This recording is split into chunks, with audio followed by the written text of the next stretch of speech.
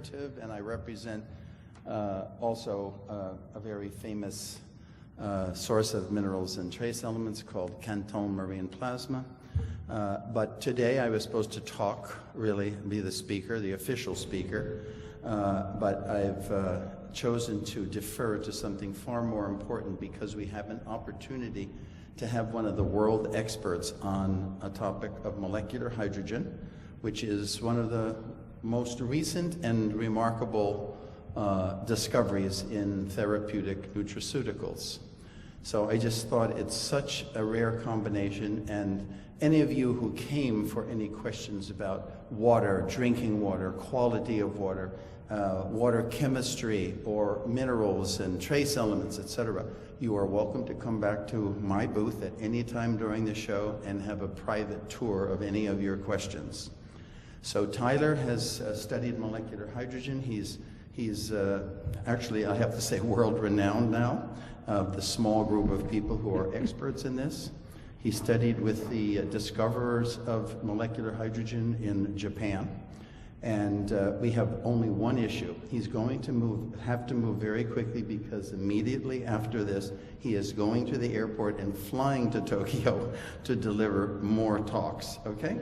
So I'm going to turn it over to him immediately, and if we get tied for questions and answers, I will do the best I can to answer them at the end.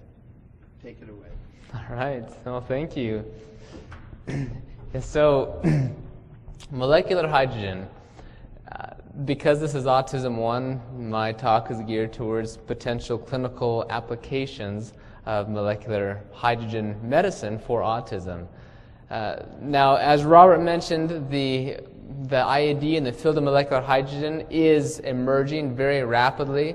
There is countless reports and case studies of people receiving really remarkable benefits from hydrogen.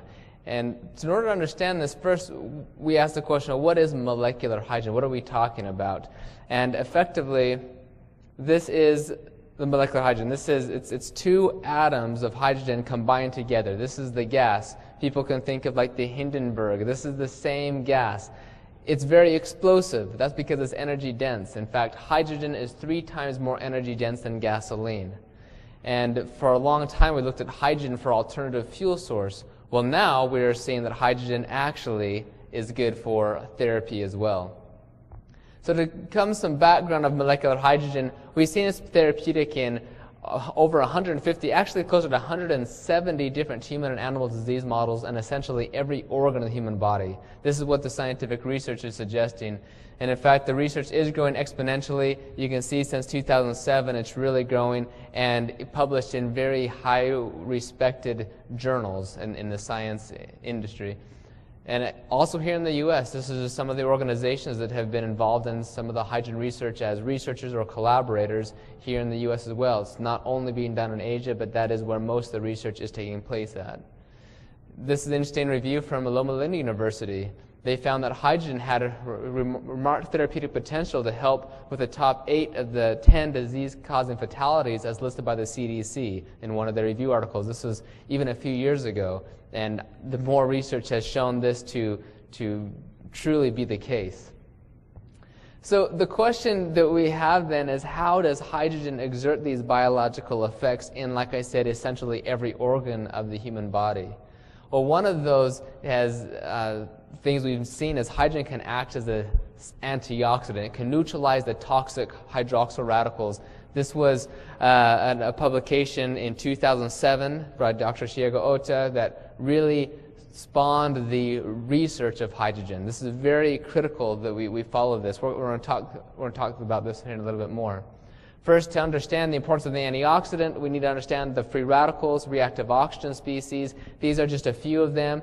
We produce them all the time, and they are effectively linked to all the various disease pathologies. They can damage DNA, RNA, proteins, cell membranes. So many of these diseases can indeed be linked to oxidative damage. Well, same with autism. Oxidative stress has also been linked to causing as a causative factor in autism as well. Now, these free radicals are generated primarily within the mitochondria at the various electron transport complexes, and these free radicals happen all the time. Right now, how many of us are breathing? Well, right now you are generating free radicals. So, you know, the best thing to do right now is to hold your breath. Of course, if you did that, you would not live very long. So, oxygen, of course, is vital to our life, essential for our life, but we do end up producing these free radicals. And I'm going to talk to you a little bit about, actually not all free radicals are bad for you. Some of them are actually good. And another reason why molecular hydrogen is a superior antioxidant. Importantly, though, because these free radicals are generated and they're continuously assaulting our body, in order for us to live, our body has to have a way to protect ourselves. So the body actually has its own endogenous antioxidants. So you have things like glutathione. Many of us have heard of glutathione before, or superoxide dismutase, catalase, right? These are enzymes or antioxidants that the body makes to help protect us against these free radicals. And those are very important. And then they're very regulated. And this is a very important graph here.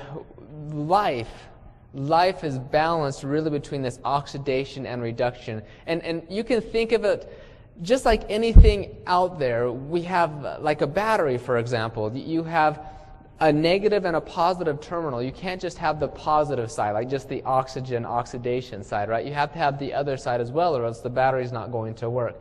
And that's also true with the cells, with the organs, the tissues. Everything is balanced. And on this teeter-totter I kind of have here, we have on the one side oxidation, various oxidizing molecules. And on the other side we have the reducing molecules. And the things that characterize these two molecules the most is, on the one hand, oxygen for oxidation and hydrogen for reduction. These two molecules of life can then react together to form the life-giving solvent water. So it's a rather romantic story of this relationship between hydrogen. Hydrogen surely is the father of all the elements, number one on the periodic table, and is what balances this whole relationship. We've been focusing about oxygen for so many years. How many of us heard of, oxygen bars, hyperbaric oxygen, oxygen water, breathe more, meditate and breathe, all this oxygen stuff?